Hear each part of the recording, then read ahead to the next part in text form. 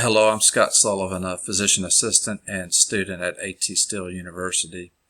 In this presentation, I'll be covering Chapter 2, Designing the Simulation. The simulation to be created is a simulation using a rapid sequence of shoulder special test techniques for PA students in their orthopedic blocks and for those primary care providers that may not necessarily already have their own established specific system in place for examining shoulder patients. The simulation will be of a mid-fidelity online design. In it, you will have a standardized patient examinee and an examiner. Voiceover narration will be used. The idea is also to provide visual stills or slides to help reference the shoulder anatomy that's being examined.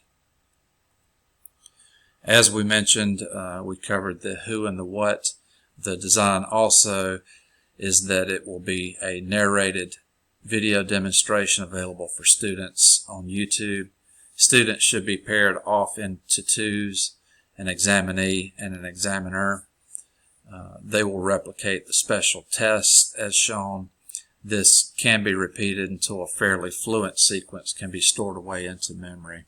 And again, although it is titled Rapid Sequence, that's the catch to it is to have the students continue to view and demonstrate their ability to go through the exam until they have it set into memory. So rapid as far as the onset of the learning, that will be something that comes with time, but this does at least establish some sort of a formatted sequence that they can go through with each shoulder patient.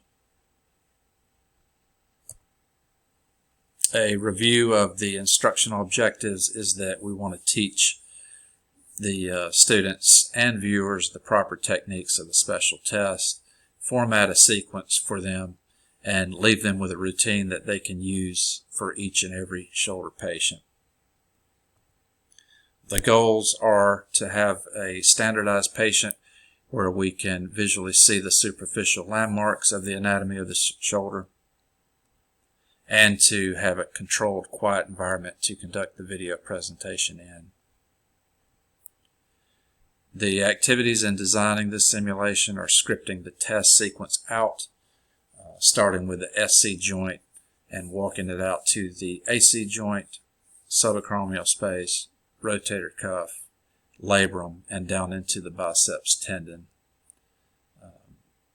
This chapter here does not cover the specific special test and the sequence. The most important part in this step is creating a script, but the sequence would look something like, for examining the SC joint, conducting scapular elevation, protraction, and retraction, moving out into the AC joint with a spring test and crossover adduction, moving over into the subacromial space and rotator cuff with NIRS testing, Hawkins, empty can, and an Apley scratch test, and down into the labrum with sulcus sign and O'Brien's slapprehension, and down into the biceps tendon with a Jurgensen's test and resisted throwing position motion to test the biceps tendon.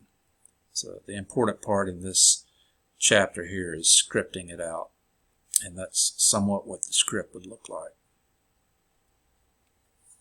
Obtaining these stills of the anatomy is key. Students are expected to already, however, have a foundation of the anatomy itself, but in this chapter here, the step would be to obtain stills, and these would be put into the video presentation where students can reference the anatomy.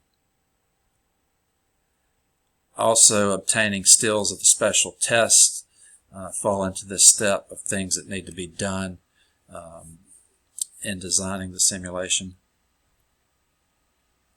And in summary, the simulation will involve using a standardized patient videoing an established rapid sequence of the exam techniques, and its purpose is to increase acuity and to provide a format of approach for each shoulder injury patient.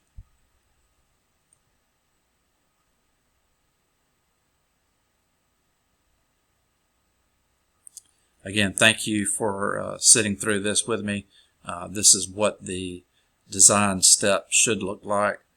I look forward to this project. It should turn out to be very interesting and helpful to students in the future. I'll talk with you soon.